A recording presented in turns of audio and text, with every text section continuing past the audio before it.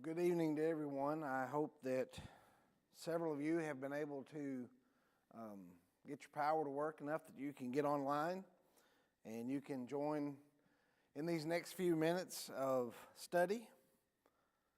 I know that it has been an interesting week for several people, and hopefully you are at a good point where many of you are starting to get power back. Some of you haven't lost it. Blessings to you. But those of you that have been without power, hopefully I'm seeing that several are getting their power restored. And those of you that are still without power, obviously our prayers are that your power comes back on quick. And again, we've been sending it out in text, but also just a reminder to everyone that if you are having any issues, whether you need food, water, something of that nature, or a place to stay, just because it's just still too cold and you haven't had any power in a while, just give one of us a call or send a text or something of that nature, and we will do what we can to make sure that we can take care of those things for you. I did want to try to take an opportunity to just get back together, even if it is via live stream. And I came out here to the building today. I don't know if you can tell or not, but only half of the auditorium has lighting. This half doesn't work, but all of our heat works in the auditorium and all the other lights work. Currently, the two screens that I would normally be looking at, they do not work, but the ones behind me do. It's the only reason I turned them on was just so I could have some kind of feedback to know that the slides are working. But anyway, things out here are getting better, and I know that the roads are getting better, and I know that many of you are also wondering about Sunday services. We have talked just a little bit, and we're kind of wanting to wait just a little bit more just to see if more of the roads are going to clear and if more people are going to get their power back. But hopefully, we'll have something out to you soon just to let you know. If nothing else, possibly we can have our service via live stream if we can keep the power on out here. So again, I'm glad to be with you. I hope that you are able to enjoy the study. I'll go ahead and share this with you. I had put together these slides after we weren't able to be here Sunday. This is the section of Exodus that Todd would have been teaching in class, and whenever I realized that we weren't going to be here, I had already started preparing for the next section, which is a pretty long section. It deals with all the plagues, and I didn't want to not be able to use what I'd already prepared, so I just told Todd that I'd go ahead and try to squeeze in this section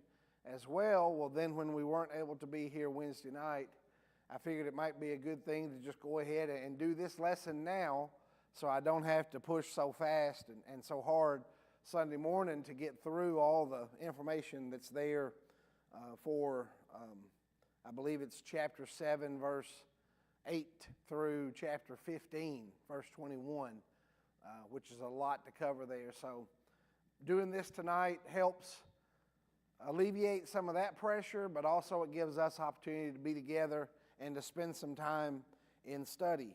As I've been sending it out on the text, I told you that we would look at Exodus chapter 5 through chapter 7 and verse 7. So let's do that at this time. So what my plans are is to read through each section. Since we've got the time to do that, I'll read through each section and then have some comments about each one.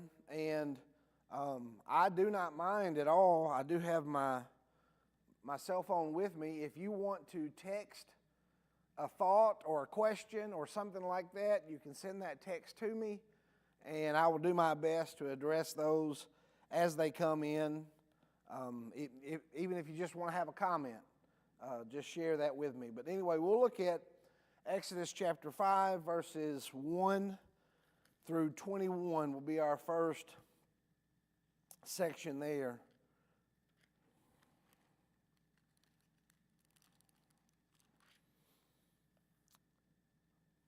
It says, afterward Moses and Aaron went in and told Pharaoh, thus says the Lord God of Israel, let my people go, that they may hold a feast to me in the wilderness. And Pharaoh said, who is the Lord that I should obey his voice to let Israel go? I do not know the Lord, nor will I let Israel go. So they said, the God of the Hebrews has met with us. Please let us go 3 days' journey into the desert and sacrifice to the Lord our God, lest he fall upon us with pestilence or with the sword. Then the king of Egypt said to them, Moses and Aaron, why do you take the people from their work? Get back to your labor.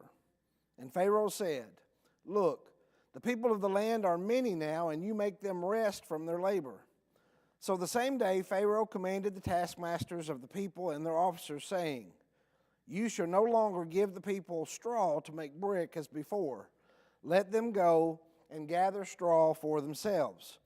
And you shall lay on them the quota of bricks which they made before. You shall not reduce it, for they are idle. Therefore they cry out, saying, let us go and sacrifice to our God. Let more work be laid on the men, that they may labor in it, and let them not regard false words. And the taskmasters of the people and their officers went out and spoke to the people, saying, thus says Pharaoh, I will not give you straw. Go get yourselves straw where you can find it, yet none of your work will be reduced. So the people work your daily quota as when there was straw. Also the officers of the children of Israel, whom Pharaoh's taskmasters had set over them, were beaten and were asked, why have you not fulfilled your task in making brick both yesterday and today as before? Then the officers of the children of Israel came and cried out to Pharaoh, saying, why are you dealing thus with your servants? There is no straw given to your servants, and they say to us, make brick. And indeed your servants are aberrant in the sight of Pharaoh and in the sight of his servants, to put a sword in their hand to kill us. So just a couple of thoughts related to what we read right there. Obviously we see here that this particular section here, moving from chapter 5, I believe, all the way to chapter 12, we'll see several times that Moses goes before Pharaoh to demand that he let the Israelites